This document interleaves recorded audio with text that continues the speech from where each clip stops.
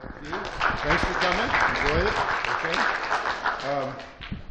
Herb Silverman will renew and review the book that he has published.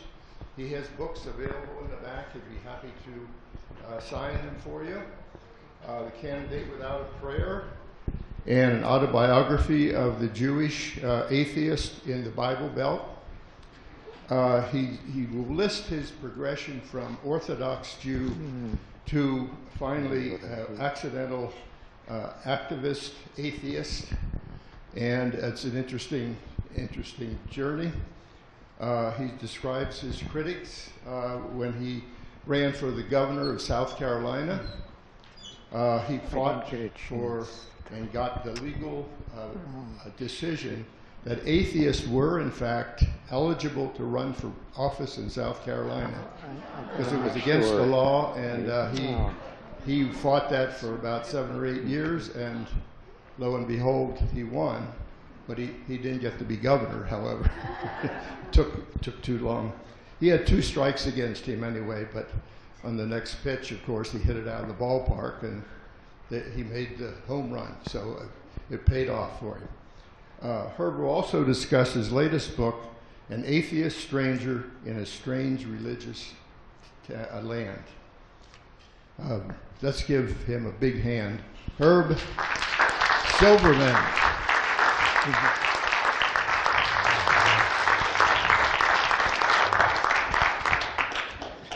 Okay, thank you so much for that wonderful introduction, and I'm happy to be here, even though Diane got me a little nervous when she said I have to be careful about what I say.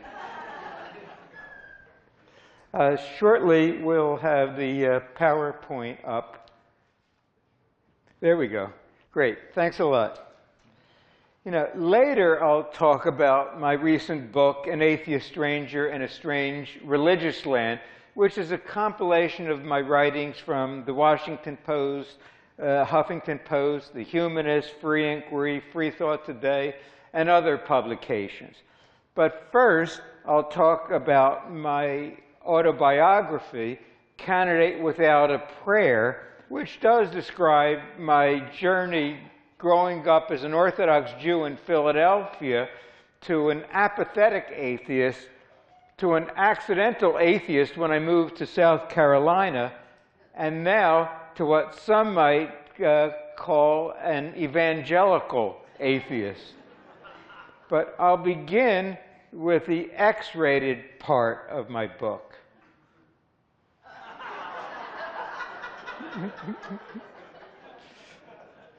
I know, I was a lot cuter then. Many years later, on a tour of Israel, I was barred from several holy sites because of my attire. But one church said that I only had to have my knees covered. So I pulled my shorts below my knees and asked, "Is this all right?" And to my surprise, it was. That's just one example of how religions can mindlessly follow rules that make no sense. And now for the G-rated part of my talk.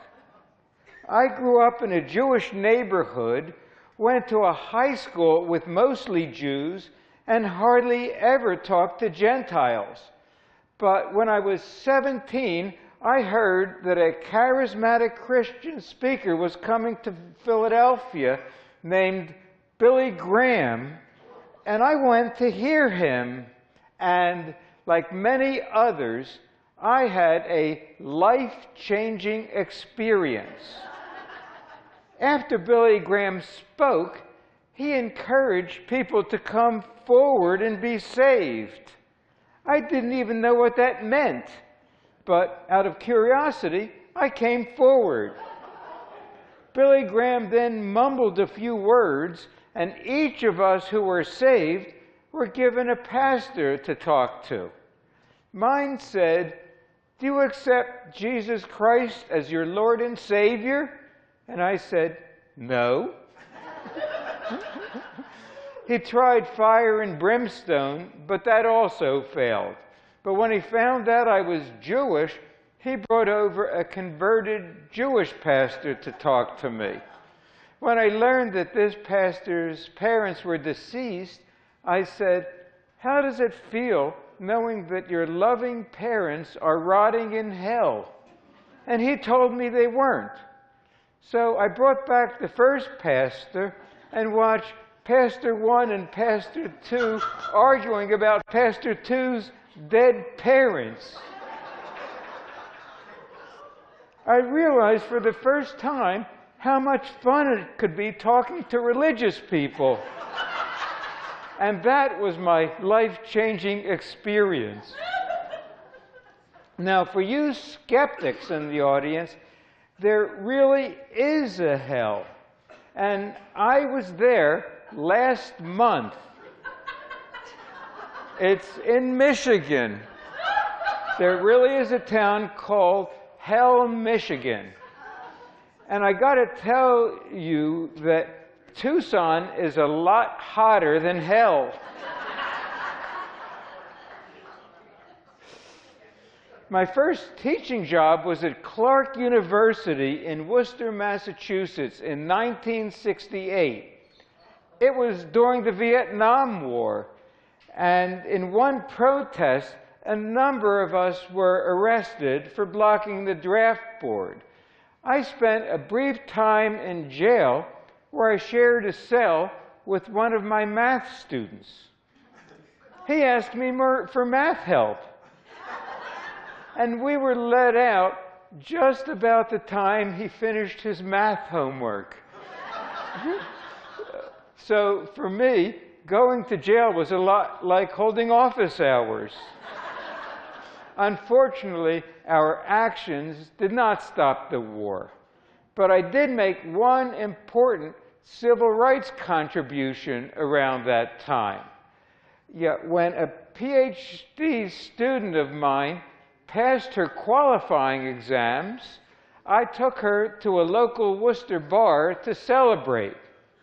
But the bartender told me that the bar was for males only and that we would have to leave. The following day, I brought an African American woman to that same bar, and that bartender was obviously more uncomfortable being viewed as a racist than a sexist, so they served us. On the third day, I brought back my female graduate student, and they also served us. And from that day on, this Worcester bar served women.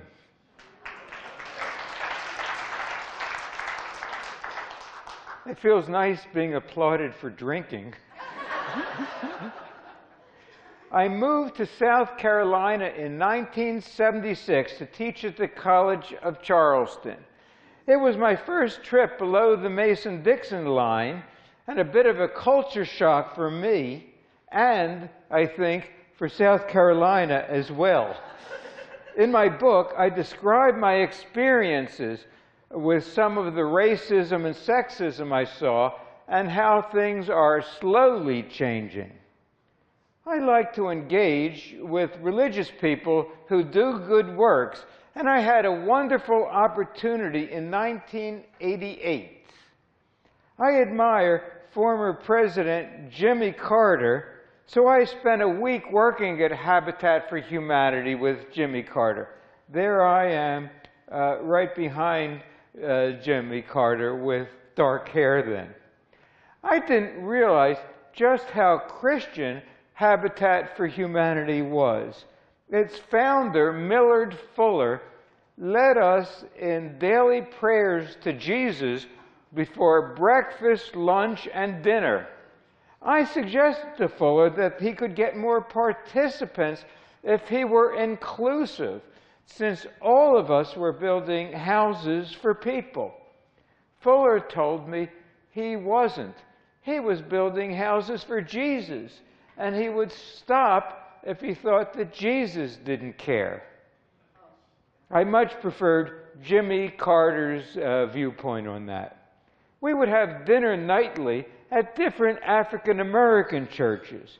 One time I walked in with Jimmy Carter, and there was a standing ovation. So I whispered in Jimmy's ear, "I hope you don't mind. This happens to me wherever I go."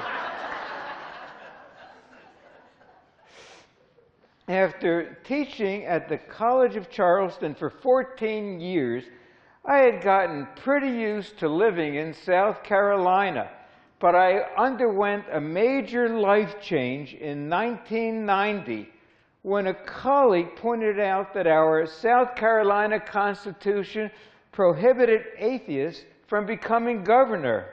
I knew the U.S. Constitution prohibited religious tests for public office, so I went to the ACLU, and a lawyer there told me that what needed to be done to challenge this law was to have an atheist run for governor.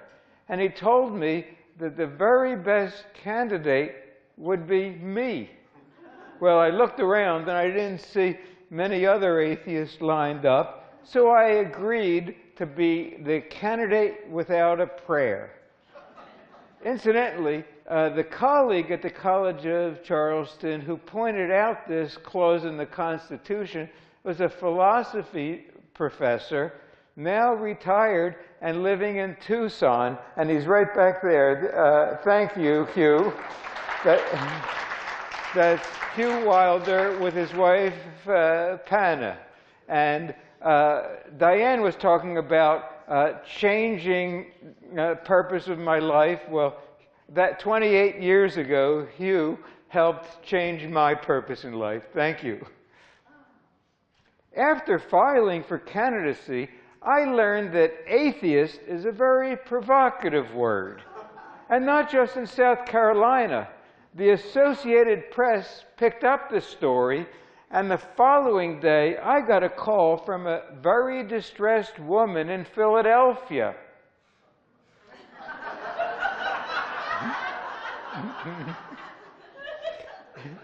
I had to admit that the Philadelphia Inquirer was not the best way for my mother to find out that her only child was a candidate for governor and an atheist.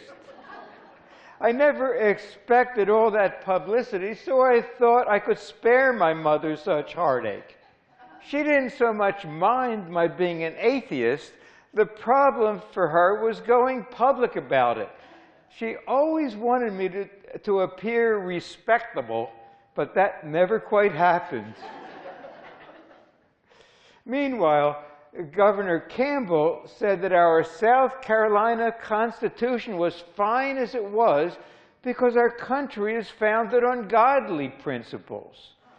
I appeared on a number of radio talk shows, and some of the callers would say things like, "As an atheist, I suppose you feel free to go out and rape and murder and do whatever you think you could get away with."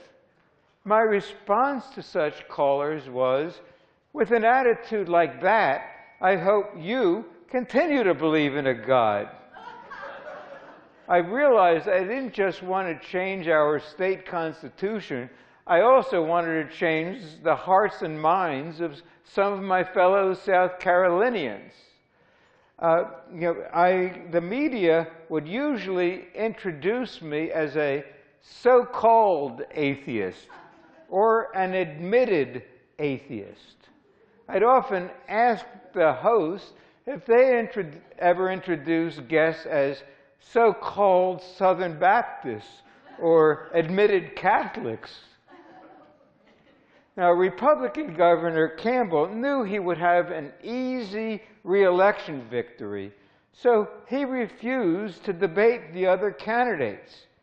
But I participated in a number of three-way debates with candidates from the Democratic Party and the American Party.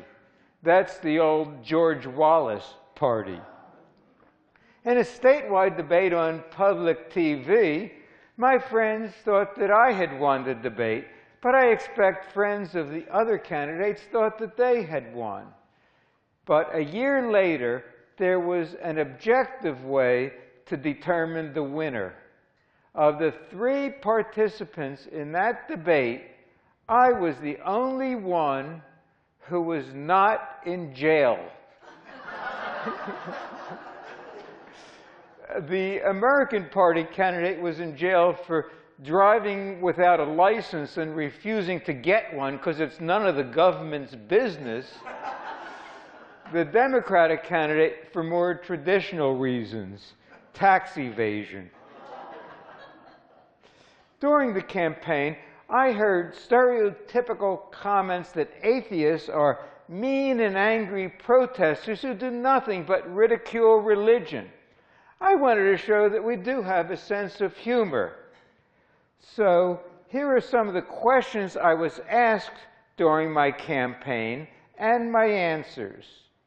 What do you think are your chances of winning the election? Look, I'm an atheist, not a fool. What would be the first thing you would do if you were elected governor? Demand a recount.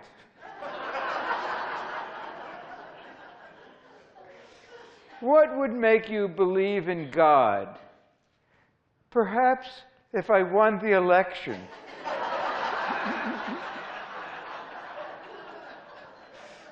It would take that kind of a miracle. What will happen to you when you die? I know exactly what's going to happen to me. I'm going to medical school.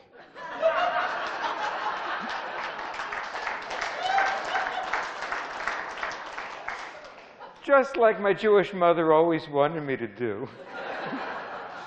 I expect to use my body parts to their fullest when I'm alive, but I hope others can make good use of them when I die. I did have my day in court, but the judge decided that my case was not ripe. In other words, he would only rule on the merits if I won the election. Well, to the surprise of no one, I lost. But I'm an optimistic guy, and I always look for positives in a situation. The best for me personally was that I met Sharon, who's sitting right over there, and she became my one and only groupie during the campaign. We met in church. It was the Unitarian Church, the only church that invited me to speak during my campaign. But when I lost the election, I blamed Sharon because she had become my campaign manager. Now, that sounds like something Donald Trump would say, except he'd expect people to believe it. So, with politics now in my blood, what to do next? I decided to fulfill my lifelong dream of becoming a notary public, someone who stamps documents. Actually, I learned in 1991 that the South Carolina Constitution prohibited atheists from serving in any public office, and notary public would be the easiest one to challenge.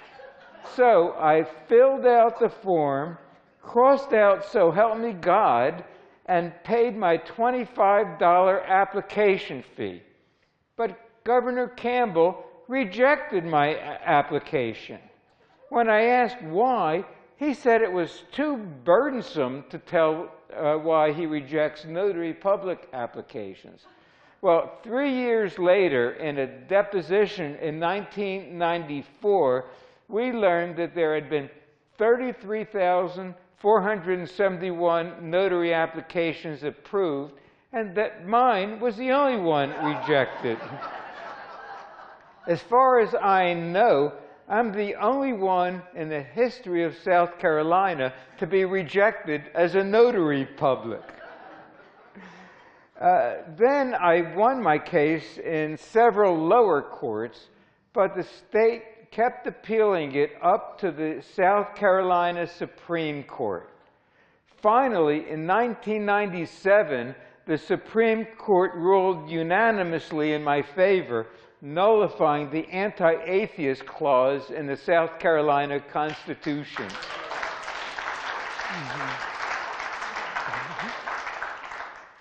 I went to the county clerk's office with Sharon to pick up my notary certificate. Sharon took pictures of the clerk handing me my license and of me holding it above my head in triumph. Now, I don't know what your definition of a loser is, but the others in the county clerk's office who knew nothing of my case had quite a chuckle, thinking that becoming a notary public was the high point of this guy's life.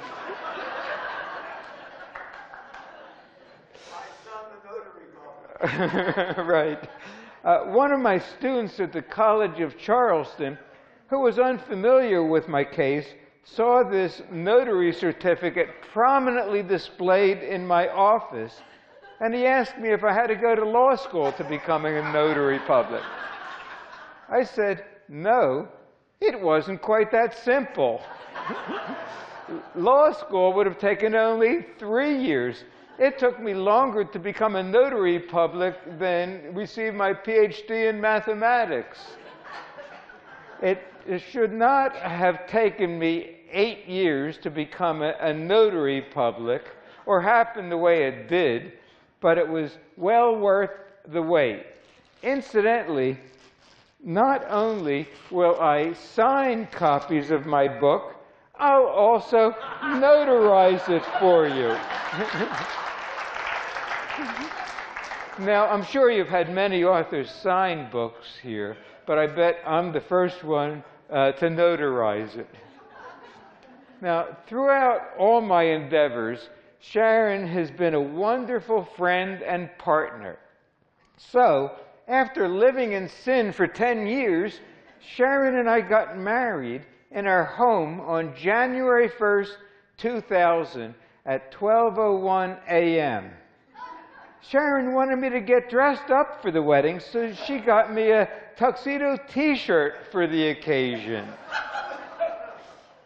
I had never told my mother about anyone I ever dated, but I figured it was about time. So I brought Sharon home to meet Mom. Even though Sharon wasn't Jewish, my mother was relieved to learn that someone actually liked me. When I told an Orthodox aunt that I was getting married, she had just one question: is she Jewish? When the aunt got the dreaded answer that Sharon Frata Pietro is not Jewish, this aunt refused to even meet her. Well, don't say, I feel sorry, because, we were late in life and we just felt sorry for this aunt. But this sort of thing happens to people who get married in their 20s. They can split families apart. When I told a more liberal aunt that Sharon and I are both atheists, this aunt said, couldn't you marry a Jewish atheist?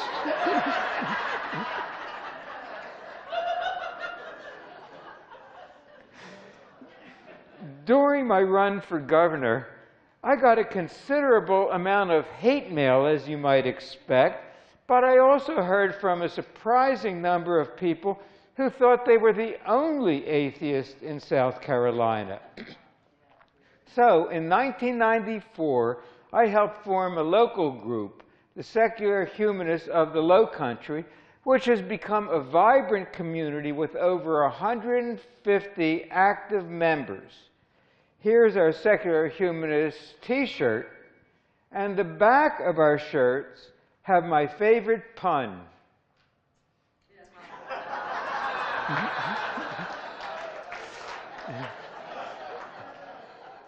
It's not copyrighted, so you guys can have those kinds too.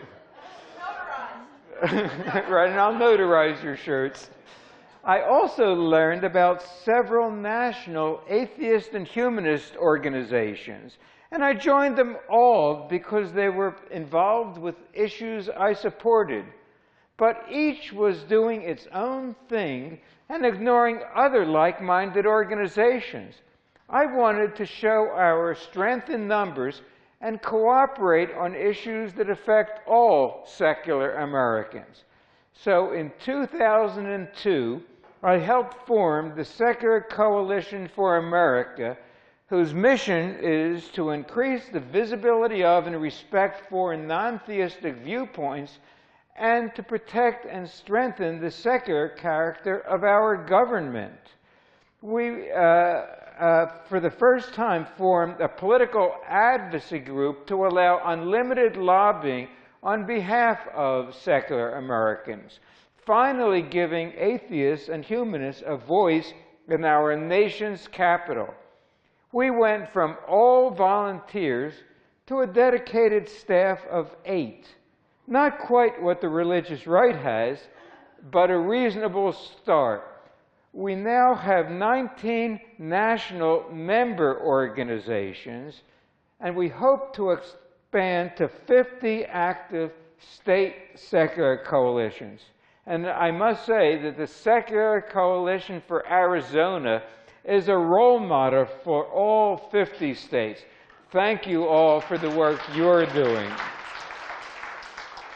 The Secular Coalition recently partnered with the United Coalition of Reason, which encourages cooperation of non-theistic communities in all 50 states.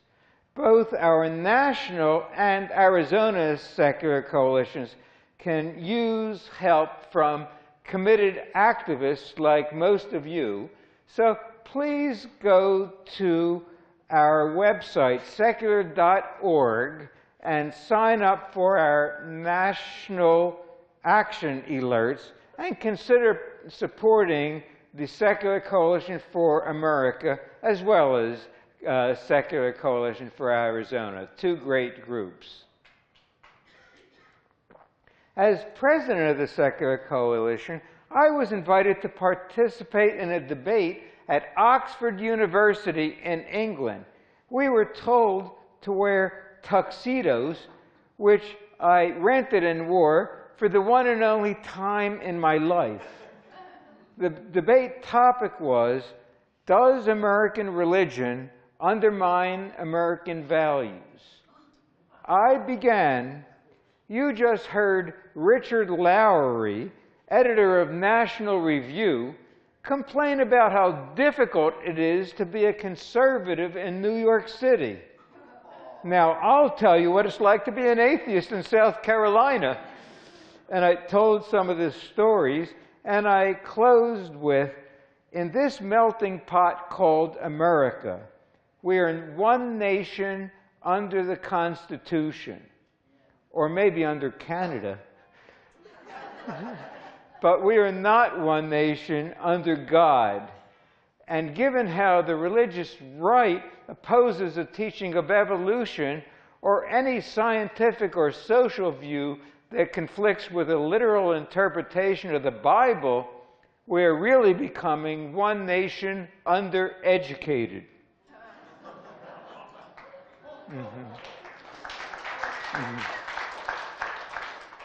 And our side won the debate. I also enjoyed debates with ministers, which is often the first opportunity for Christians to hear an atheist point of view from an atheist rather than from their minister. One such debate was on, can we be moral without God? There were over 800 in the audience, mostly from the minister's megachurch. During the debate, we got to question each other.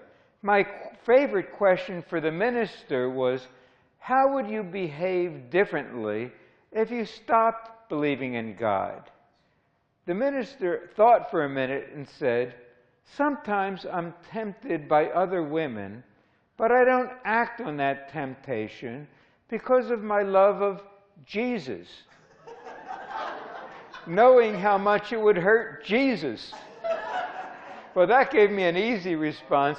I'm sometimes tempted but don't act on it because of my love of Sharon, knowing how much it would hurt Sharon.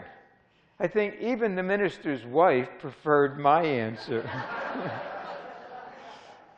Whether to base decisions on the need of an imaginary God or real human beings is the essential difference between conservative religionists and humanists.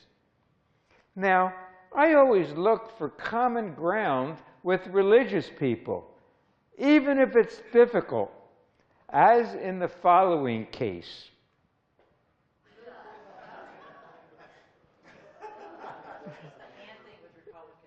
Now, you're probably thinking, what could I possibly have in common with former televangelist Jerry Falwell? Well, Jerry Falwell once said, God doesn't hear the prayers of a Jew. I agree with Jerry Falwell.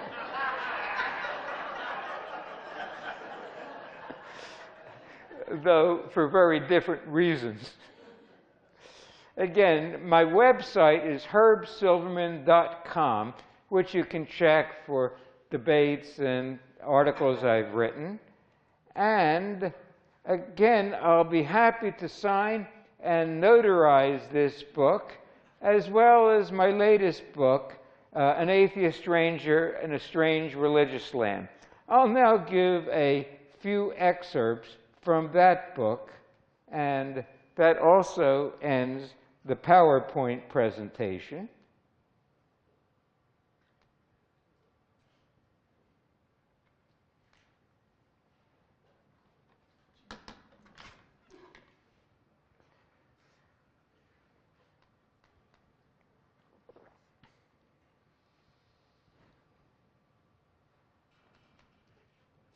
This is just a very brief intermission. Okay, and now this first piece is about one of my more interesting experiences as a college professor. Atheists are often accused of being militant because we passionately promote separation of religion and government. For instance, when the College of Charleston purchased a church building with a cross on top, I told its president, Alex Sanders, that he should remove the plus sign from what had become a public building. He eventually did, but not before describing our encounter in the Charleston Post and Courier, our local paper, saying, I will just assign the building to Dr. Silverman as his office. A cross at the top and Herb Silverman at the bottom would be an equalizing force. I told Professor Silverman that if he kept quiet about the cross, he would not be nailed to it. Now, I wasn't offended by Sanders' humor, but the community was outraged that I referred to the cross as a plus sign. Angry writers complained about my offending Christians, though nobody seemed concerned by Sanders' remark about my being nailed to the cross. Now, here's an excerpt about labels. An atheist is simply someone without a belief in any gods. Many atheists prefer different labels, including agnostic, humanist, secular humanist, freethinker, skeptic, rationalist, infidel, and more. Depending on context, I'm comfortable with all such labels. But disbelief in gods doesn't describe individual atheists any more than disbelief in the divinity of Krishna and Zeus describes individual Christians. Here are terms atheists use that I find inaccurate or misleading. Non-believer. I believe in many things. I just don't believe in any gods. Lack of faith. It's not a lack. I gained freedom from religious superstition. Abandonment of religion. I didn't abandon religion as one abandons a child. I matured and put away childish religious beliefs. Atheist but spiritual. I was on a panel of atheists at a Unitarian church, with me the lone unspiritual atheist. The other speakers said they were atheists but spiritual. When it was my turn, I began, Jonathan, the previous speaker, is a child molester, but I then paused It didn't sound so bad because I qualified my comment with a but. I didn't like that Jonathan distanced himself from typical atheists with his but. Jonathan now remains a spiritual atheist, except now without a but. That's B-U-T. Now we have God talk for atheists. Some atheists use God as a metaphor and are falsely assumed to hold the God belief. The most famous example is Einstein's God doesn't play dice with the universe. Similarly, the late Stephen Hawking said if we discover a theory of everything, reconciling general relativity with quantum theory, we would know, quote, the mind of God. When atheist physicist Peter Higgs proposed the existence of a particle now called the Higgs boson, the media mislabeled it the God particle. Because of its elusive nature, many scientists have been calling it the goddamn particle. There are many euphemisms for deities. Holy cow replaces holy Christ. And if you're an unrepented sinner, gosh might darn you to heck. We often use God talk in anger, like, God damn it, or Jesus Christ. Holy shit has nothing to do with divine defecation. And I'll share with you an immodest personal goal. I'd like my name to become a curse word, just like names of so-called deities. People might go around saying, Herb damn it. And imagine my pleasure when folks shout, Jesus H. Christ, as I assume the middle initial stands for Herb. I know, that was a Herb awful joke. Now I make a case for a title that I would really like to have. Pope Herb. Now, hear me out. The Catholic Church can look especially foolish when it makes up different rationalizations for its positions. For instance, it used to accept the wisdom of St. Bonaventure. Since only the male was made in the image of God, only the male can receive the godlike office of priest. After such claims became embarrassing, even to the church, the story became only males can hold positions of leadership because all the apostles were male. Since all the apostles were Jews, most of whom were married, I'm more qualified to be pope than celibate Gentiles.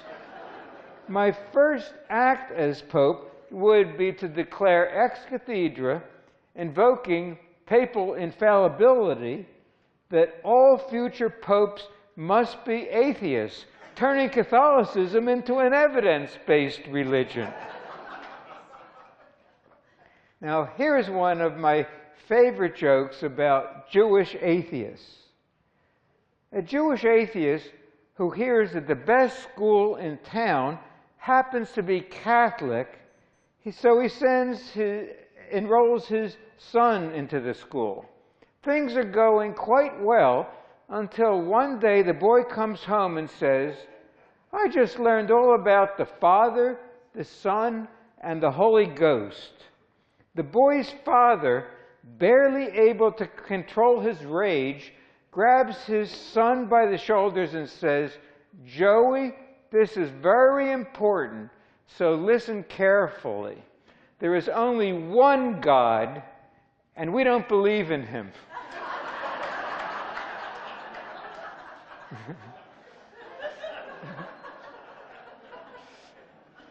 At 1 o'clock here, I'll be speaking to the secular humanist Jewish circle, where I'll give different book excerpts and additional Jewish jokes, including anti-Semitic ones.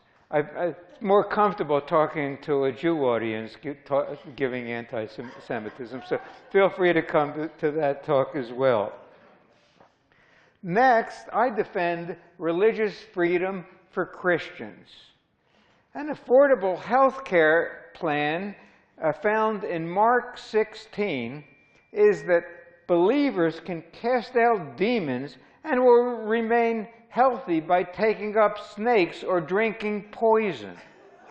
Kentucky pastor Jamie Coots, a reality TV star on snake salvation, died after refusing treatment for a snake bite during a service.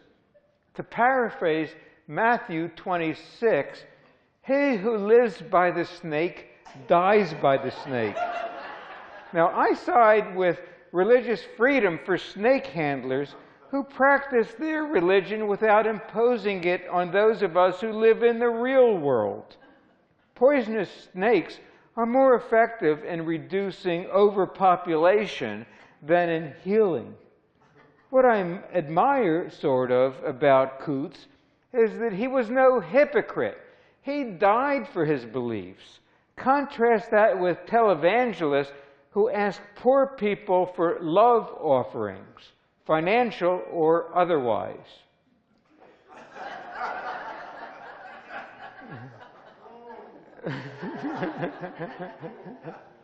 I do have some good things to say about Mormonism, sort of. In trying to explain how reasonable Mormonism is, when he was running for president, Mitt Romney said, "The most unusual thing in my church is that we believe there was once a flood on the earth and that a man took a boat and put 2 of each animal inside and saved humanity." Romney essentially said that his holy book is no more preposterous than holy books of all the other politicians. He has a point. Now, about my mathematics career. I have a connection to someone who was once the most famous mathematician in this country, Ted Kaczynski, the Unabomber. I never met Ted, but he and I were in the same mathematics research field, and I published articles with his dissertation advisor. When Kaczynski was caught, a slightly paranoid mathematics colleague became concerned that there might be an anti-mathematician backlash. It helped that most people find mathematicians guilty of nothing more than eccentric behavior. Mathematics and morality don't always go together. And as we all know, neither do religion and morality. There are hardly any mathematicians or atheists in prison. The overwhelming majority of prisoners identify as Christian. Here's what I wrote about the Pledge of Allegiance. The words "under God" added to the pledge in 1954 did not mean much to me when I was 12. Like most students, I mindlessly recited the pledge. After public school, I attended Hebrew school, where I mindlessly recited prayers. The altar pledge just made it seem more like my Hebrew prayers. Public schools train students to say the pledge whether they understand it or not, because daily regurgitation is supposedly patriotic. This strategy succeeds if patriotism means following orders of those in power. Here's how teachers can turn the pledge into a meaningful exercise. Have each student write a short essay on a segment. For example, I pledge allegiance. What does it mean to pledge? And what is allegiance? To the flag. Why to a flag? Should it be to someone or something else? Under God. Are we all under God? Under the same God? And so on.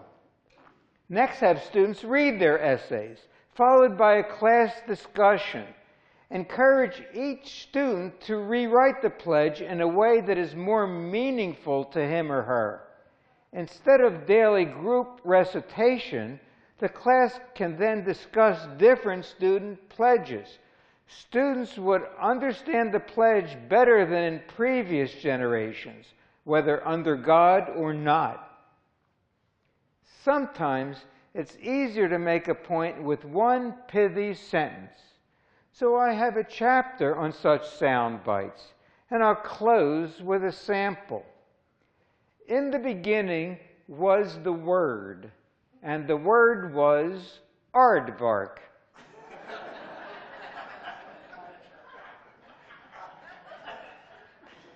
Faith-based knowledge is like regular knowledge, but without the knowledge. Humans are just fish plus time. If God can prove to me that He exists, what makes you think you can?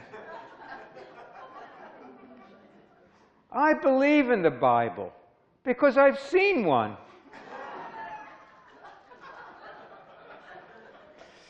Gods don't kill people. People with gods kill people.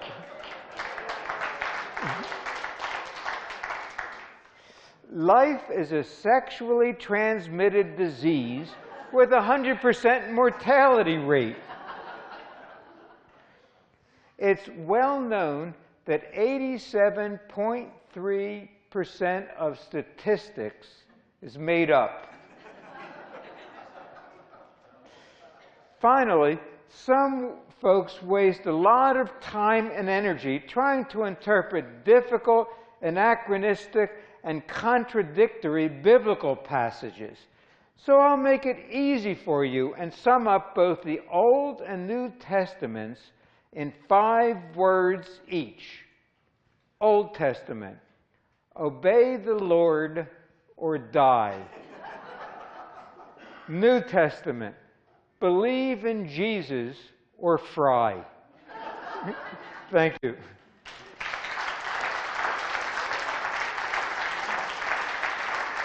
I'm now happy to take your questions. Okay. Those that have questions, please come up to the mic so that we can record it, okay? There's one over there and there's one here, so either one. Okay. Yes. You said you ran for governor. What party did you run under? Well, for some strange reason, none of the parties would actually promote me as governor, so I ran as an independent candidate. Oh, okay. It didn't really much matter because it was all about the court case, as long as I was a legitimate candidate. Okay, and then were you ever physically attacked, or was your property ever vandalized? I wasn't physically attacked, just verbally attacked, and I'm fine with verbal attacks. I did have my car vandalized, but it wasn't, I don't think, because I was an atheist, even though I had atheist bumper stickers. It was because of another bumper sticker that I had that said, "Take it down," which was reference to the Confederate flag, which was on the state capitol at the time. Fortunately, eventually, it was taken down. Yeah, go ahead. Just to be statistically clean, how many votes did you actually get? Well, since it's hard to tell, since running as an independent, a write-in candidate, they threw out some ballots, some of those written ballots, along with those for Mickey Mouse and Donald Duck. But I did get several hundred legitimate votes, and that was in 1990. I think the culture has changed. We've had several secular humanist groups pop up, and I think I could do much better today running for governor, though I'm waiting for a younger generation to run. Not as governor. I think we should follow the Christian Coalition lead, and that's why we named it the Secular Coalition, where we want to get engaged in politics, start with running for school boards and city councils, and eventually have enough people out of the closet where we can elect an openly atheist governor. Go for it. Yes.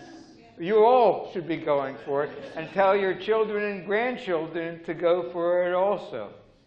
And that's the nice thing about the Secular Coalition. I mentioned 19 groups. they're not all old people. We have people from Camp Quest, Secular Student Alliance, Military Association of Atheists and Free Thinkers. So we have a full group of people that represent our culture. And the younger people, more so than us older folks, are more comfortable coming out of the closet.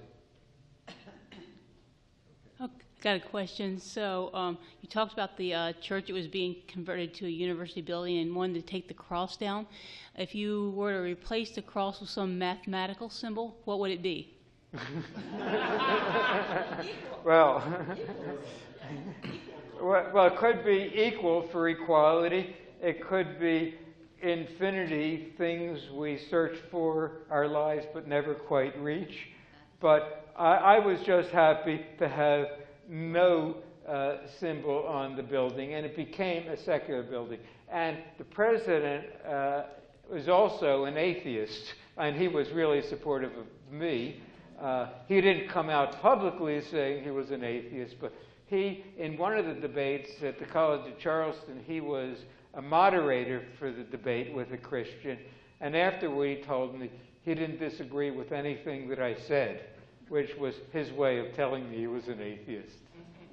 Well, this country, one would hope, at least in the back of somebody's mind, it would be an integration symbol. But Yeah, I'm happy with a lot of symbols that we could have representing diversity, integration at the College of Charleston, as long as we have separation of religion and government. That's what I was for, and let others take up the battle about what we want to represent, and I'll join them. But at this point, my plate has been pretty full with separation of religion and government and promoting non-theistic viewpoints. Yes? A microphone? Oh, sorry. Yes. How do you align yourself with your Jewish background? I guess more specifically, do you consider yourself Jewish? Yes, I do consider myself Jewish. The definition of a Jew is someone born of a Jewish mother. Orthodox Jews consider me a Jew. Hitler would have considered me a Jew. So even when I was young and there was some anti-Semitism around, there were Jews who, some of whom changed their names or tried to pretend they weren't Jewish. I felt it's important to say who you are, which now I feel is the case for atheists and humanists to say who you are. And in a Harris survey, 52% of American Jews are atheists. So it's not a big deal. Yes. Hi, I read a lot of your book because I checked it out of the library, and our local library here carries 5 copies of it, and most of them are checked out. Wow. So that was great. And I thought that doesn't mean you shouldn't buy them. Right, here. right. Because I bet they're not notarized in the library. Right, and most of them aren't available anyway. They're all checked out. But I noticed that you said that what we need to do when we're interacting with Christian groups and other religious groups is that we need to find common ground where we need to agree on things, and I just thought that was a good point to bring out. Yeah, and it's going to be hard to agree with all Christians, but some you can agree with on some issues. And I think that most of us have more in common with liberal Christians than liberal Christians have in common with conservative Christians. So that's where we should find our allies. And we even lobby in Congress with groups like Catholics for Free Choice or Americans United for Separation of Church and State that recently had been headed by the Reverend Barry Lynn. So we can find common ground with religious people, and I think we should. I was just wondering, I recognize as in a religious base, a secular base has all kinds of spectrum on nonviolence versus violence. Would you care to elaborate on your feelings? Yeah, this was about different kinds of atheists and humanists. I think mostly the people we talk to are fairly liberal or progressive. Like I haven't found, for instance, too many Trump supporters among atheists and humanists. But we try not to focus on outside issues. Like, I would say that most of us are for gun control, but we don't want to, in our groups, get in, other than privately over lunch or something, get into heated arguments where it might cause division. I'd rather we focus on the 95% we have in common based on our secular coalition mission rather than the 5% that sets us apart. It was difficult starting the coalition because people are arguing what's the best word, atheist or humanist or free thinker, and I wanted to put aside those minor differences and work on important issues. Yes? I want to thank you for your sense of humor. I never heard anybody presenting this subject with so much humor and so entertaining spirit, if I can use the word spirit. And it was wonderful to listen to you. Oh, there is another one. I got confused between, I don't care about people's names, who they are. There is a Silverman and there is a Silverman who was, I just read some news that he was dismissed as the, you know what I'm talking about?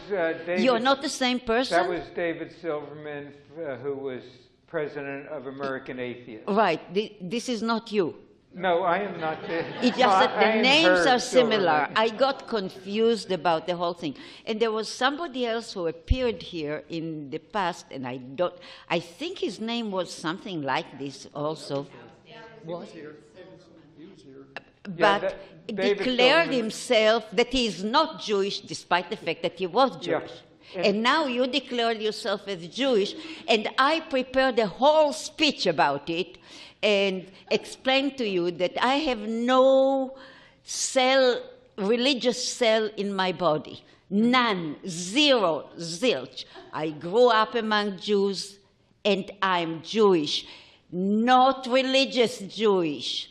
I actually am not sure even if I'm a descendant of Jews, because there were assimilations and rapes and all kinds of things that have happened. Who knows who is who? Who knows? But I grew up among Jews, and there was the Holocaust there. I was a child. We knew what happened there. My grandparents were there. I was born because my mother escaped before it started. And we grew up, we knew that we were lucky not to be there, but we lost family members. No, I understand your point of view, and I agree. That's one reason I don't want to give Hitler a posthumous victory by saying he's killed off several million Jews who happen to be atheists. So I'm comfortable coming out. And I even had a debate with David Silverman at an Atheist Alliance convention on whether we're a Jew. And I'm like a Big Ten atheist, also a Big Ten Jew. I want to show that it's not like a lot of people think that Jews believe what's in the Bible. Just to show we're very diverse, and I wish there were more like Catholic atheists and Protestant atheists open. And in terms of being humorous, I'm not the funniest Silverman atheist. I give that to Sarah Silverman. Yes. Okay, thank you. Thank you. Hi. Yes. I chased you around North Charleston with your book to get you to sign it. So now I'm mad because I won't get the notary, but whatever. Well, I'll notarize it now. I didn't bring it with me because it's already signed. Oh. Another one. Yeah. Yeah, I guess a few things. Yeah, we have a few things in common because I was born at University of Pennsylvania and grew up around the Philadelphia area also, and moved down to the South. And I found that I didn't even really need to say much about being an atheist in Georgia. I would just like bring out my little baby menorah and those kind of things, and that would piss them off enough. Right. And I almost forgot what else I was going to say now. Yeah, and that's one thing about showing who you are. Like, people might not want to come out fully, but come out slowly, maybe by a T-shirt, a letter to the editor, or when somebody says what church you go to, not say I like to sleep in late, but say I don't go to church because I'm an atheist. And you'll find out when you come out, there'll be other people around who also acknowledge being an atheist. Yeah, that's what I remember it is. Yeah, I don't know if I made this up or not, but I sort of say now there's 4 levels of Judaism: Orthodox, Conservative, Reform, and Atheist. It's like... Well, actually, that last one isn't quite called atheist. It's called Humanistic Judaism, which has atheist rabbis. Or somebody said relaxed. Well, I don't consider myself a lapsed Jew. I'm still culturally Jewish. Yeah. Like my wife Sharon is a lapsed Catholic, and she is not anymore a Catholic because they require a religious belief. Yeah. Jews don't. And you may have noticed that your attire is perfectly fine for Tucson in almost all occasions. Thank you. Nice to see you again. Good seeing you. There seems to be so many different takes on the term spiritual or feeling spiritual, and I would really appreciate your expanding more of your thoughts on spiritual feelings of being spiritual or spiritual in the universe. Now, I do know, and I mentioned that atheists use it. My problem wasn't so much with an atheist saying he was spiritual, but saying an atheist but spiritual. And it was that but that bothered me. Now, I don't personally use spiritual, but, I look at the universe, even coming to Arizona, which has open spaces, and I can see many more stars than I can see in Charleston, South Carolina. And there's kind of an awe and wonder, and those are the phrases I use that some people would use the term spiritual. And it's kind of like when people say they believe in God, I then talk to them and say, well, what kind of God do you believe in? And once I was converted to a God belief when talking to a Unitarian minister who said, God is love. All right, well, I believe in love, so I guess I believe in that God, but it depends on your definition. So if somebody says they're spiritual, I want to know what that means. Like, I was traveling in Sedona a little while ago where I didn't like that kind of spirituality where it dealt with crystals and psychic readers and the like, but spiritual can have a reasonable and rational definition. I was interested in your suggestion about teaching children critical thinking skills by having them examine the Pledge of Allegiance. Mm-hmm. And I think whatever town I happen to be in, I always get the local paper and read the letters to the editor because I always like to hear what people are thinking and sort of as a check on people's thinking skills. And I think we could all agree that it'd be good if we could somehow, I don't know that it's fully teachable, but you can start. You can try to start teaching people critical thinking skills. But as a practical matter, how would you begin to get such a project into the public schools? I'm probably going to lose my train of thought here, but where to begin? Do you have a practical program for increasing the level at which ordinary folks are taught critical thinking skills, whether in the public schools or elsewhere?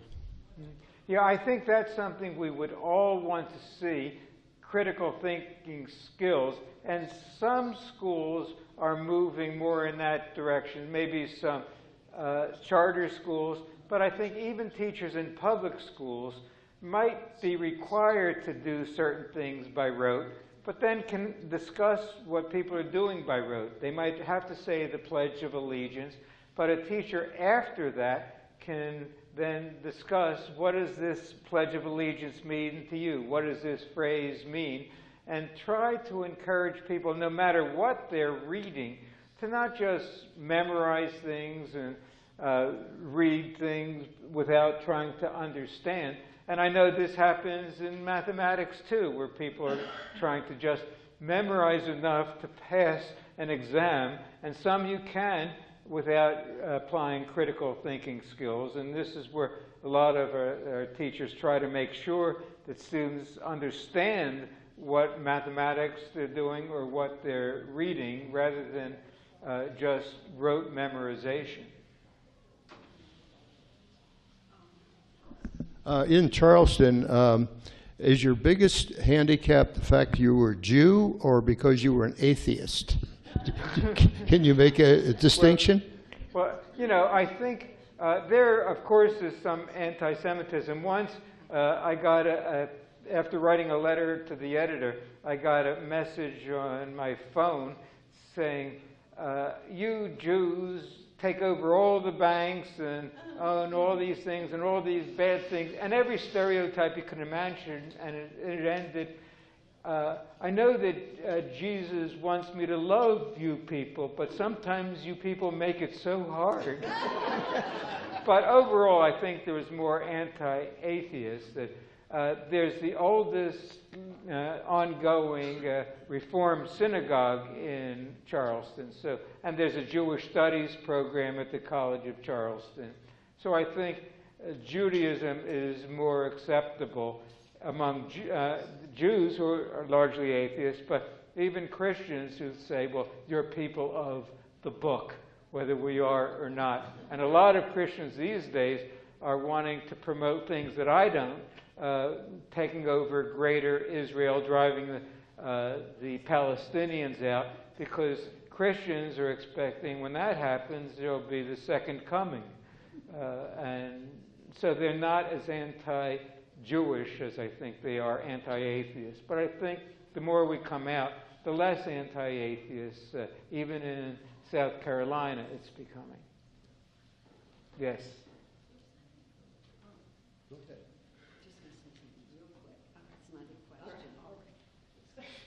About critical thinking, I think that there is in many schools more of a focus on evidence-based learning, and that's really ultimately where you lead to critical thinking. You know, what's the evidence? Mm-hmm. Exactly. And I think there's fights with us and the religious right, like sex education should not be just say no.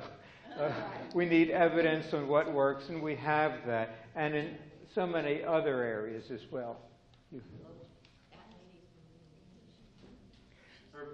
Oh, sorry. One of your, to me, famous statements was, God doesn't kill people. And you gave sort of a pregnant pause before you gave people with gods kill people. Retired emeritus Father Elias Shakur of Avian, Israel. I had the pleasure of hearing one-on-one to his group that I was in, said that exact same first part with the same pregnant pause, followed by not that people do, but your other statement, God is love. After the pregnant pause, he didn't say people do. God doesn't kill people. God is love. This struck me as being so similar. Of course, the conclusion was different, but you used God is love earlier too, that I just had to make that comment. Some people who have a loving God probably are more loving of human beings. Those who have a wrathful God are probably more wrathful, and people pick. When I ask about what kind of God you believe in, that often tells me what the person is like, or what passages in the Bible they focus on. Some focus on social justice passages, which is fine with me. Others on sin and going to hell if you don't believe. So to me, it's about belief versus behavior, and I'm much more comfortable with saying we should behave certain ways rather than you have to believe certain ways. His behavior has been credited with the joint school for Judaic, Christian, and Muslim children. Yeah, well, that's good. Again, when I hear that kind of joint work with all religions, I feel whatever the person's God belief is, it's helping other people, and that's, as a humanist, what my goal is too. Yeah, hi. You're very connected with church-state issues, of course. And I always was brought up, or I always believed that church-state issues meant that the state could not impose a religion on anybody, and that people are free to be whatever religion they want, and all that. Well, so now more recently, it seems to be that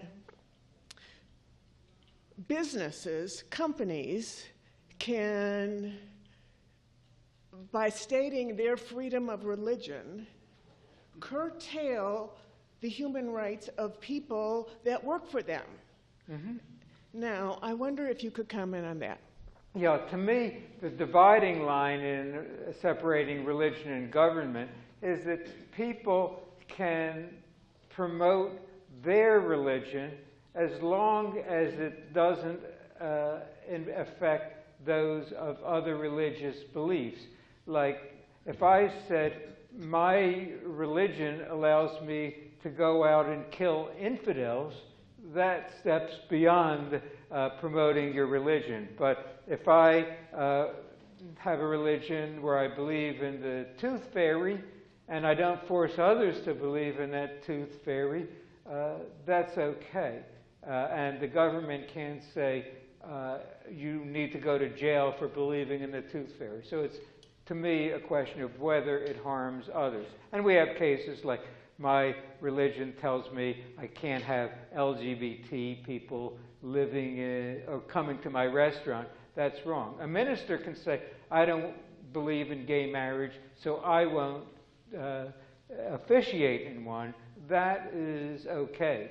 I know in South Carolina, part of a religion was segregation there, and there's justification in the Bible to have segregation.